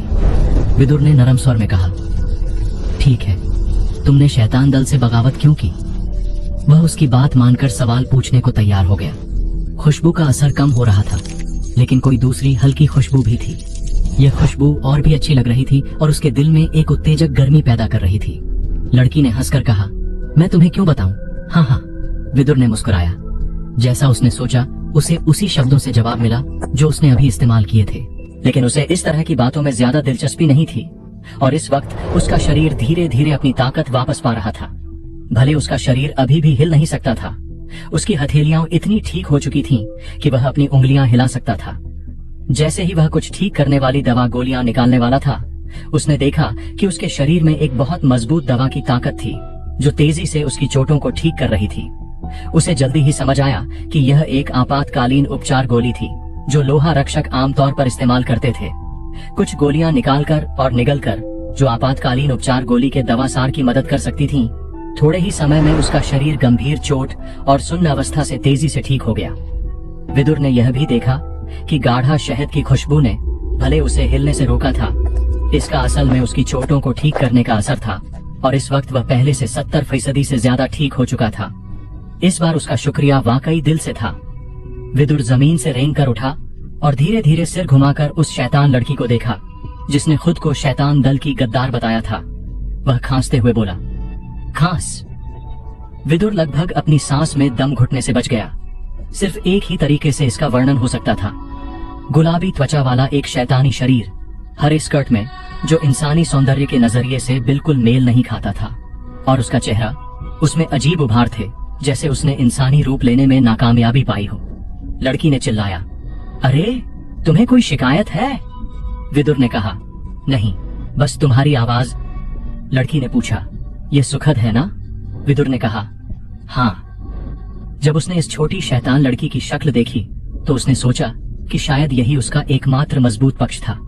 लड़की ने कहा, ठीक है, मैं तुम्हारी बदतमीजी को माफ कर देती हूँ। अरे तुम्हारा नाम क्या है? विदुर कुछ सेकंड हिचकिचाया, लेकिन फिर भी जवाब दिया, विदुर, तुम? लड़की ने हंसकर कहा, हाँ हाँ हाँ, मुझे छोटी शैतान लड़की कहते हैं। उसकी आंखें पागलपन से घूम रही थीं, जैसे उसने कुछ मजेदार सोचा हो। विदुर ने पूछा, तुमने मुझे कैसे बचाया? उसने उसे देखा। उसे लगा कि वह शायद उसे हरा सकता था, तो उसने 3 महादक्ष रैंक वालों से उसे कैसे बचाया। लड़की ने कहा, मैं तुम्हें नहीं बताऊंगी। विदुर ने कहा, ठीक है, मैं अब निकलने जा रहा हूं। यह एहसान मैं अपनी जिंदगी में नहीं भूलूंगा। वह और कहना चाहता था, लेकिन उसका दिल पूरी तरह खाली महसूस हो रहा था। उसे नहीं पता था कि कल क्या होगा, और इस एहसान को चुकाने के तरीकों के बारे में सोचकर उसे और भी खालीपन महसूस हुआ, क्योंकि वह इस एहसान को चुकाने में असमर्थ था। विदुर ने गहराई से झुका, फिर दिशा तय करके वह फिर से बहुत सावधानी से चलने लगा, जितना हो सके अपने निशान छोड़ने से बचते हुए। लड़की की आवाज पीछे से गूंजी, तुम्हें इतना सावधान होने की जरूरत नहीं। तुम्हारा पीछा करने वाले 10 लोग पहले ही मर चुके हैं। विदुर हैरान रह गया और मुड़कर उसने फिर से छोटी शैतान लड़की को देखा। उसके शरीर पर कहीं भी मजबूत शख्स की शक्ति नहीं थी, और उसके पीछा करने वालों में कम से कम 3 9 सितारा महादक्ष रैंक वाले थे, तो वह उनसे कैसे निपट सकती थी? लड़की ने पूछा, तुम्हें यहाँ से निकलना आता है? असल में मैं पहले ही रास्ता भटक चुकी हूँ, और पहले मैं अकीरा दल में लौटना चाहती थी, लेकिन रास्ते में मेरा नक्शा खो गया। उसने कुछ बार आंखें झपकाईं, और भले वह इंसानी सौंदर्य के नजरिए से मेल नहीं खाती थी, उसे देखकर एक तरह की आकर्षक दयनीयता महसूस हो रही थी। विदुर ने सिर हिलाया, ठीक है, हम साथ चलते हैं। भले वह एक औरत थी, उसके लिए मुफ्त अंगरक्षक बनना बेकार लग रहा था, लेकिन किसी भी तरह उसे यहाँ से निकालने में मदद करना उसके लिए उसकी जान बचाने के एहसान को चुकाने का एक छोटा तरीका हो सकता था। लड़की ने कहा, शानदार, अगर तुम मुझे साथ न ले जाते तो। हाँ हाँ चलो। विदुर कांप गया, और उसने खुद से कहा कि इस छोटी शैतान लड़की के शब्दों के पीछे छिपे मतलब के बारे में ज्यादा गहराई से न सोचे। लेकिन इंसान प्रस्ताव रखता है और भगवान निपटारा करता है। 2 दिन बाद विदुर फिर से रास्ता भटक गया। पहले सब कुछ ठीक चल रहा था, लेकिन जैसे ही वे दर्जा पहाड़ी से निकलने वाले थे, छोटी शैतान लड़की ने अचानक 10,000 से ज्यादा आग की चींटियों का घोंसला भड़का दिया, जो जमीन को जितनी नजर जाती थी ढक रहा था। इस तरह की ताकत को कोई शक्तिमान रैंक वाला भी भड़काना नहीं चाहता था। दोनों ने पूरा एक दिन इधर उधर भागते हुए बिताया, तब जाकर वे उन्हें झटक पाए, लेकिन इतनी जल्दबाजी में भागे कि विदुर ने अपनी दिशा खो दी। लड़की ने जिम्मेदारी से बचने के लिए तर्क दिया, इसका मतलब क्या कि यह सब मेरी गलती है? किसने सोचा था कि वे आग की चींटियां इतनी जंगली होंगी? मेरे आकर्षण का उन पर कोई असर भी नहीं हुआ, वरना वे मेरे नौकर बन गए होते। लेकिन वह अपने हाथों में एक आग जैसा लाल क्रिस्टल लिए खेल रही थी, जो साबित कर रहा था कि उसने यह हादसा करवाया था। यह एक आग की चींटी क्रिस्टल था, जो आग की चींटी रानी के शरीर की शक्ति से बनता था और बाहर निकलता था। इस आग की चींटी क्रिस्टल के आकार को देखते हुए इसमें कम से कम 10 साल की आग की चींटी रानी की जमा शक्ति थी। अगर आग की चींटी रानी की जिंदगी लगभग खत्म हो रही होती, तो वह इस आग की चींटी क्रिस्टल को निगल सकती थी और उसे उग्र ज्वाला चींटी रानी में बदलने का पक्का मौका मिलता, जिससे उसकी जिंदगी बढ़ती।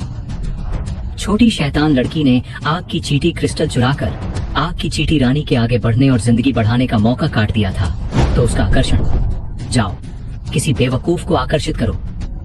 इस तरह की दुश्मनी साफ तौर पर मौत तक खत्म न होने वाली थी। विदुर अब और कुछ कह भी नहीं सकता था और उसने सिर्फ सिर हिलाया और बोला, चलो। आग की चींटियां अभी भी क्रिस्टल को महसूस कर सकती हैं, तो यह जगह अभी भी सुरक्षित नहीं है। छोटी शैतान लड़की ने अपनी नरम और कोमल जीभ बाहर निकाली। इसे बांट लेते हैं। मैं 2/3 खा लूंगी और 1/3 तुम्हें खाने के लिए दूंगी। विदुर ने आंखें मटकाई। खाना, ये बहुत बर्बादी है। लड़की ने कहा, नहीं, अगर हम इसे नहीं खाएंगे तो यह वाकई बर्बाद हो जाएगा। जितना ज्यादा समय यह आग की चींटी रानी से दूर रहेगा, उतनी उसकी ताकत कम होती जाएगी। विदुर ने बताया, अगर तुमने इसे सीधे खा लिया तो इसके 100% शक्ति को पचाना चमत्कार होगा। इसे दवा गोली में बदलना सबसे अच्छा तरीका है। छोटी शैतान लड़की ने आंखें झपकाई। तुम्हें दवा बनाना आता है? विदुर ने हकलाया। नहीं, मैं। छोटी शैतान लड़की के हंसते चेहरे को देखकर, जो किसी भी कोण से सुंदर नहीं माना जा सकता था, उसे तुरंत समझ आया। इसे खाने की बकवास सिर्फ छोटी शैतान लड़की का अप्रत्यक्ष तरीका था, जिससे वह जो चाहती थी उसे पा सके। यह सच था कि इसे दवा में न बदलना बर्बादी होती, लेकिन आग की चींटी क्रिस्टल को बदलने के लिए काफी दवा सामग्री चाहिए थी। भले वह भाग रहा था, विदुर ने पूरी तरह इसका ध्यान नहीं छोड़ा था और रास्ते में उसने काफी कीमती और दुर्लभ दवा सामग्री इकट्ठा की थी। शायद इन दवा सामग्रियों को छोटी शैतान लड़की ने देख लिया था और इसलिए वह आग की चींटी क्रिस्टल के लिए आग की चींटियों के घोंसले में घुसी थी। विदुर ने कहा, मैं इसे बनाऊंगा। उसके पिता ने उसे सिखाया था कि जरूरत में दी गई एक बूंद पानी का एहसान बाद में एक झरने से चुकाना चाहिए। एहसानों को कई गुना लौटाना पड़ता था। उसकी जान बचाने का एहसान मतलब था कि उसे अपनी जान से चुकाना होगा, लेकिन अपने पिता की आखिरी इच्छा को पूरा करने और दल के पत्थर पर उनका नाम उकेरने से पहले उसे अपनी जिंदगी की कीमत करनी थी। मरने के बाद उसके पास कुछ नहीं होता, सब कुछ अंधेरे में खत्म हो जाता। 2 साल पहले जिस दिन उसके पिता की मौत हुई थी, विदुर ने समझ लिया था कि मौत शब्द कितना भारी था। एक काफी खुला और खाली इलाका ढूंढकर विदुर ने अपनी दवा कड़ाही निकाली। पूरे 1 महीने तक भागने की वजह से उसने काफी समय से दवा बनाने की प्रैक्टिस नहीं की थी। उसकी हथेली हल्के से कांप रही थी जब उसने दवा कड़ाही को छुआ और उसे दवा प्रतियोगिता के दौरान हुए घटनाओं की भी याद आई। काफी समय बाद विदुर ने गहरी सांस ली और जब उसने अपनी शक्ति को चलाया तो उसे अपनी नाड़ियों में एक जलती चुभन का दर्द महसूस हुआ। यह उस जीवन मौत के पल की वजह से था जिसने उसे 3 फूलों की आग जमाव तकनीक के महारत स्तर तक पहुंचाया था, जिससे उसके शरीर में कुछ अजीब बदलाव आए थे। 3 फूलों की आग जमाव तकनीक की रोशनी का इस्तेमाल करके अपनी दवा कड़ाही शुरू की। विदुर ने देखा कि जब रोशनी दिखी तो छोटी शैतान लड़की के चेहरे पर साफ तौर पर डर था और वह 1 कदम पीछे हट गई। आग की चींटी क्रिस्टल को मुख्य सामग्री के तौर पर इस्तेमाल करके सिर्फ आग क्रिस्टल गोली बनाई जा सकती थी। इस गोली का कोई रैंक नहीं था और यह सिर्फ आग की चींटी क्रिस्टल को ज्यादा आसानी से सोखने योग्य बनाती थी। अगर इसके साथ काफी दवा सामग्री हो तो मुश्किल बहुत ज्यादा नहीं थी। 2 घंटे बाद विदुर का माथा पसीने से ढक गया था। गोली लेने का समय लगभग आ गया था। भले यह एक साधारण सार निकालने की प्रक्रिया थी, इस आग की चींटी क्रिस्टल की गुणवत्ता उसकी उम्मीदों से ज्यादा थी और शीर्ष दर्जे के करीब थी। उसने अपनी रिफाइनिंग को 3 चीनी मिट्टी की बोतलों में बांटा और कुल मिलाकर उनमें 49 गोलियां थीं। विदुर ने कहा, मैं तुम्हें 1 बोतल दूंगा, बाकी मेरी होंगी। छोटी शैतान लड़की ने तेजी से हरकत की और एक झटके में उसने विदुर के हाथ से 2 बोतलें ले ली। विदुर ने कड़वाहट से मुस्कुराया। उससे इसे छीनने का क्या मतलब था? उसे तो यह चाहिए भी नहीं था। आग क्रिस्टल गोलियां लेने से वह आग की चींटी के सार को सोख सकता था, जो उसके शरीर की सहन शक्ति और आग के प्रति प्रतिरोध को बढ़ाता था। छोटी शैतान लड़की की आंखों पर एक और नजर डालकर उसे समझ आया कि विनम्रता दिखाकर मना करना अपमानजनक होगा। तो विदुर ने निर्णायक रूप से दवा की बोतल को अपनी स्टोरेज अंगूठी में रख लिया। छोटी शैतान लड़की ने शरारत से हंसकर अपने लबादे से कुछ दवा सामग्री निकाली। तुम्हारी रिफाइनिंग तकनीक बुरी नहीं है। मेरे पास यहाँ काफी चीजें हैं, देखो, क्या ये तुम्हारे लिए काम की है? विदुर ने एक नजर डाली और वह हैरानी से कांप उठा। दवा सामग्रियों की मात्रा ज्यादा नहीं थी, लेकिन हर एक 7वें या 8वें दर्जे की थी। उनमें एक ज्वाला शैतान का हृदय भी था, जो एक असली 9वें दर्जे की दवा सामग्री थी, जो सिर्फ किस्मत से मिल सकती थी। विदुर ने कर्कश गले से कहा, ये दवा सामग्रियां, ये मेरी इस्तेमाल करने की काबिलियत से ज्यादा है, और ऐसी दवा सामग्रियों को अजनबियों को हल्के में मत दिखाओ। उसके गले में कुछ अटक गया और उसे वाकई छोटी शैतान लड़की से इन्हें चुराने की इच्छा हुई। ये दवा सामग्रियां खूनी बारिश और दुष्ट हवा को जन्म दे सकती थीं, और यहाँ तक कि अकीरा दल में भी ये बहुत कीमती थीं, और इन्हें हल्के में दूसरों को नहीं दिखाया जाता था। अगर इन्हें दल के खजाने में सौंप दिया जाए तो पता नहीं कितने लाभ मिल सकते थे, और अगर इन्हें योग्यता अंकों के लिए बदला जाए तो वे हजारों में होते। लड़की ने कहा, हाँ, मुझे पता है, तुम तो कोई अजनबी नहीं हो। मैं इन्हें अभी तुम्हारे पास छोड़ देती हूँ, और जब तुम इन्हें इस्तेमाल कर सको तो मेरे लिए इन्हें रिफाइन करना कैसा रहेगा? उसके चेहरे पर मैं बहुत चालाक हूँ लिखा था, और वह विदुर को घूर रही थी। विदुर ने खांस कर कहा, खांस, तुम मुझ पर इतना भरोसा करती हो? लड़की ने कहा, बेशक मैं तुम पर भरोसा करती हूँ। तुम्हारा नाम विदुर है ना? हाँ, मुझे लगता है यह नाम बहुत नेक और वफादार है। विदुर ने शक भरी नजरों से छोटी शैतान लड़की को देखा और बोला, सच में? उसकी माँ ने कहा था कि जितनी खूबसूरत औरत होती है वह उतना ज्यादा ठग सकती है, और अब उसे लग रहा था कि कोई भी औरत जरूर ठग सकती थी। छोटी शैतान लड़की के जरूर कुछ छिपे इरादे थे, और वह उससे कुछ चाहती थी, लेकिन उसकी जिंदगी उसी ने बचाई थी। विदुर हंसा और बेपरवाह होकर इन्हें स्वीकार करने का फैसला किया। आसमान बड़ा था और जमीन बड़ी थी, जान बचाने के एहसान से बड़ा और क्या हो सकता था। उसने कहा, चलो। छोटी शैतान लड़की ने अपनी नाक सूंघी और एक खास दिशा में चलने लगी। विदुर ने पूछा, तुम्हें रास्ता पता है? लड़की ने जवाब दिया, ज्यादा नहीं, लेकिन इस तरफ एक नदी है। मुझे पता है कि दर्जा पहाड़ी में सिर्फ एक नदी है, दर्जा नदी। यह उत्तर की ओर बहती है, और अगर तुम इसके बहाव के साथ चलो तो यह तुम्हें मध्य इलाके तक ले जाएगी। विदुर ने बुदबुदाया, मध्य इलाका? दर्जा पहाड़ी मध्य इलाके के सबसे दक्षिण में थी। भले तकनीकी रूप से वे मध्य इलाके की सीमा में थे, लेकिन वह मध्य इलाका जिसकी वह बात कर रही थी दर्जा पहाड़ी से 10,000 मील दूर था। विदुर को तुरंत एक बहुत अनजान सा एहसास हुआ। लड़की ने उसकी ओर आंखें झपकाईं और बोली, जल्दी करो। ओह रुको, तुम्हें मिठाइयां बनाना आता है? विदुर अपने विचारों से ध्यान नहीं हटा पा रहा था, और उसने उदास स्वर में जवाब दिया, नहीं। लड़की ने कहा, छी, कितने कंजूस। मेरे लिए कुछ खाना बना दो। मैंने अपने घर से जो लाया था वह सब खत्म हो गया। मेरे पास रेसिपी और सामग्री है, बस मेरे लिए कुछ बना दो। विदुर ने कहा, नहीं। जल्दी करने की बात किसने की थी? लड़की ने कहा, नदी के किनारे पहुंचकर मेरे लिए बना देना। विदुर ने जवाब दिया, वहां पहुंचकर बात करेंगे। लड़की ने कहा, पक्का? विदुर ने कहा, मैंने हाँ नहीं कहा। उसे उससे सिर दर्द हो रहा था। औरतें वाकई परेशान करने वाली थीं, खासकर शैतान औरतें। वे झाड़ियों को काटते हुए बहस करते रहे, लेकिन कम से कम यह अकेलापन तो नहीं था। जब शाम हुई तो पानी की गड़गड़ाहट उनके कानों में भर गई। लड़की ने चिल्लाया, एक झरना! वह उछलकर उसकी ओर दौड़ी। विदुर जल्दी से उसके पीछे गया, और थोड़ी देर में एक लंबी घुमावदार नदी उसकी आंखों के सामने आई। ज्यादा दूर नहीं, सैकड़ों मीटर ऊंची एक चट्टान थी। उससे दर्जनों मीटर चौड़ा एक झरना नीचे गिर रहा था। धुंध हवा में उड़ रही थी, जिससे एक विशाल चमकदार इंद्रधनुष बन रहा था। छोटी शैतान लड़की झरने के सामने उछलकर चिल्लाई। यह पानी से खेलने की खुशी थी। विदुर ने भी हल्के से मुस्कुराया। पानी के पास जाकर उसने अपनी पानी की बोतलें भरी। फिर उसने कुछ खाना निकाला। 3 फूलों की आग जमाव तकनीक का इस्तेमाल करके उसने मांस को गर्म किया और उस पर कुछ मसाले छिड़के। साथ ही रास्ते में इकट्ठा की गई जड़ी बूटियां भी डाली। जब छोटी शैतान लड़की ने यह गंध सूंघी, भले वह पानी का मजा ले रही थी, वह गीली होकर उछलकर आई और विदुर को दयनीय ढंग से देखने लगी। भले उसका चेहरा लोमड़ी जैसा था, उसकी ललचाई नजरें थोड़ी प्यारी भी थीं। विदुर ने सिर हिलाया और अपनी 3 फूलों की आग जमाव तकनीक का इस्तेमाल करके और मांस पकाया और उसे ताजा जड़ी बूटियों में लपेटकर उसे दे दिया। उसने खुशी से उसे काट लिया। उसने कहा, हम आग गुण वाली शक्ति वाले लोग यहाँ वाकई फायदे में हैं। हर एक शानदार रसोइयां हैं। विदुर ने कड़वाहट से मुस्कुराया। आखिर वह रोशनी दवा बनाने के लिए थी, लेकिन खाना पकाने के लिए इसका इस्तेमाल भी बुरा नहीं था। आखिर उसका रोशनी पर नियंत्रण जरा भी कम नहीं था। उसने सैकड़ों बार ऐसा खाना खाया था और कभी थका नहीं था, लेकिन उसने अपनी माँ के लिए कभी खुद से ऐसा नहीं पकाया था। जैसे ही उसने अपनी माँ के बारे में सोचा, विदुर का चेहरा उदास हो गया। उसे नहीं पता था कि उसकी माँ अब कैसी होगी। जब वह गया था, उसकी माँ का खून और शक्ति बगावत कर रही थी और उसे नहीं पता था कि दल के बुजुर्ग उसकी मदद करेंगे या नहीं। चूंकि आक्रांत ने उसे नहीं पकड़ा था, क्या वह अपनी माँ पर गुस्सा निकालेगा? छोटी शैतान लड़की ने भरा पेट खाकर अपनी पेट थपथपाया और बोली, तुम घर की याद कर रहे हो? मुझे भी अपनी माँ की थोड़ी याद आ रही है।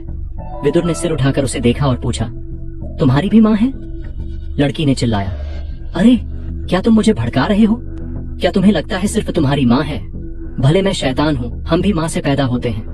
वह ऐसी दिख रही थी जैसे किसी ने उसकी पूंछ पर पैर रख दिया हो, और वह गुस्से से विदुर को घूर रही थी।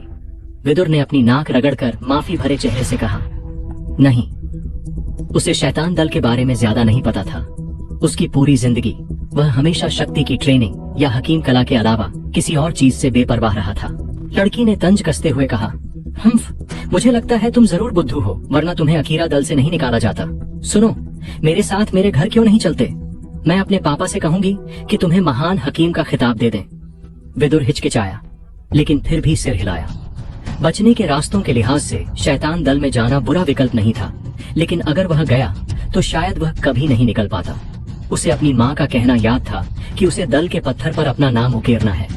भले उसे दल से निकाल दिया गया था, लेकिन अगर वह सही ढंग से काम करता तो एक दिन वह वापस जा सकता था। लेकिन अगर वह शैतान दल में घुस गया तो भविष्य में चाहे वह कितना भी बड़ा काम कर ले, वह कभी उस स्मारक पर अपना नाम नहीं उकेर सकता था। विदुर के लिए अपने पिता की आखिरी इच्छाओं और अपनी माँ की उम्मीदों से ज्यादा जरूरी कुछ नहीं था। लड़की ने कहा, मेरे शैतान दल में बहुत सारी दवा सामग्रियां हैं, तुम जो भी बनाना चाहो तुम्हें सामग्री की कमी नहीं होगी। विदुर ने हंसकर कहा, हाँ हाँ, लेकिन उसने मजबूती से सिर हिलाया। लड़की ने कहा, छी, लगभग अंधेरा हो गया, हम आज रात यहाँ आराम करते हैं और कल एक बेड़ा बनाएंगे। हम नदी के साथ तेजी से जा सकते हैं। ये कहते हुए पता नहीं क्यों वह अचानक हंस पड़ी। विदुर को एक पल के लिए उसकी नजर धुंधली सी लगी और ऐसा लगा जैसे छोटी शैतान लड़की की लोमड़ी नाक थोड़ी पीछे हट गई हो। लेकिन जैसे ही उसने आंखें झपकाईं, वह फिर से सामान्य हो गई। रूप बदलने की गोली? उसका दिल कांप गया, लेकिन वह फिर भी मुड़ा और सामान्य ढंग से मुस्कुराया। उसने कहा, मैं एक जगह ढूंढता हूँ जहां हम रात के लिए आराम कर सकें। क्षितिज पर विशाल पहाड़ी श्रृंखला ने सूर्यास्त की आखिरी किरणों को जल्दी निगल लिया, जिससे रात उतर आई। पक्षियों और कीड़ों की आवाजें और जोरदार हो गईं। उन्होंने जिस जगह को आराम के लिए चुना वह नदी से कुछ 100 मीटर दूर थी, और यहाँ झरने की गड़गड़ाहट इतनी कर्णभेदी नहीं थी। पहाड़ी जंगल की रात बहुत ठंडी थी, तो विदुर ने कुछ बिना धुएं की लकड़ी जलाई। उसने एक साधारण चेतावनी शक्ति गठन भी बनाया। भले यह ज्यादा ताकतवर नहीं था, लेकिन कुछ बड़े जानवरों को भगाने के लिए काफी था। छोटी शैतान लड़की दोपहर भर पानी में खेलने से थक चुकी थी, तो वह जैसे ही लेटी गहरी नींद में सो गई। विदुर ने कुछ शक्तिपूरक गोलियां खाईं और आग को देखते हुए आराम करने लगा। भले यह जगह अकीरा दल से सैकड़ों मील दूर थी और छोटी शैतान लड़की के मुताबिक उसके पीछा करने वाले मर चुके थे, फिर भी वह ज्यादा आत्मविश्वास में नहीं आया। जैसे ही बिना धुएं की लकड़ी चटकने लगी, पता नहीं क्यों विदुर को अपनी पलकें भारी होने लगीं और उसे बहुत नींद आने लगी।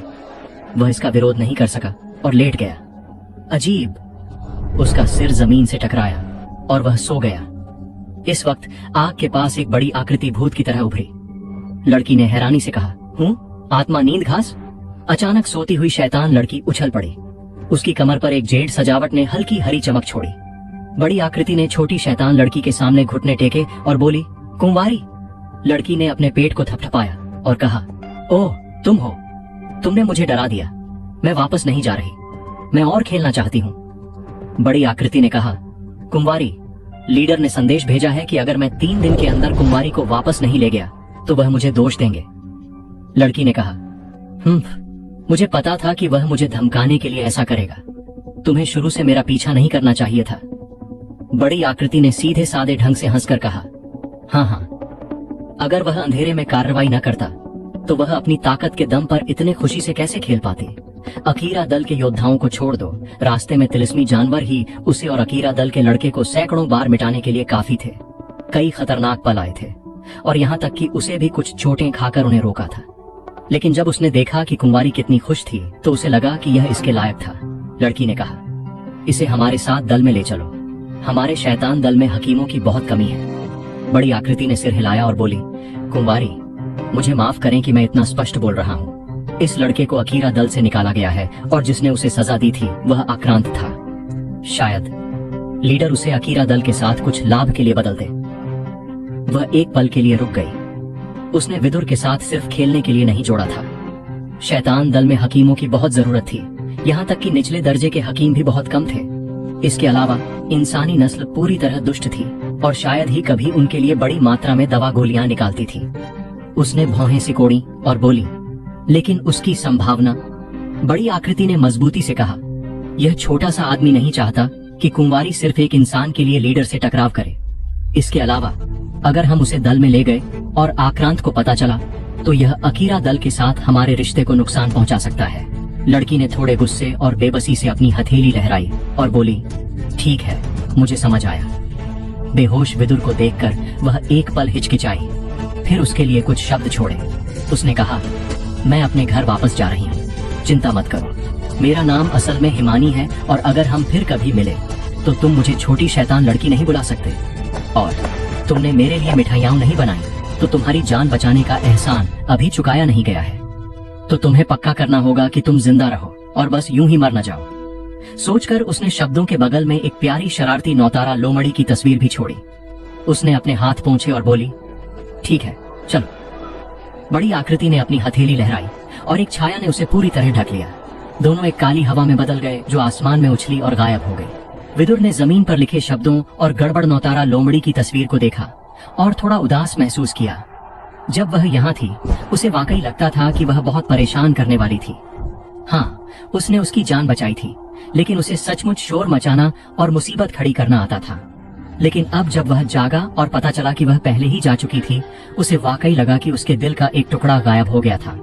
उसने बुदबुदाया, मुझे खुश होना चाहिए कि वह चली गई।